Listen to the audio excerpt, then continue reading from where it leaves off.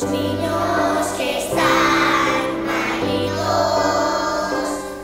y entre todos les podemos ayudar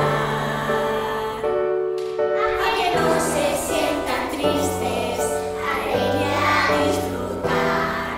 Entre todos lo vamos a lograr.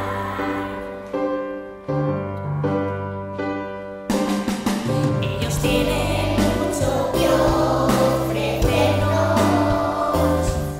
para eso hace falta escuchar lo que piensan y lo que sienten, lo que nos van a contar, una historia por la igualdad.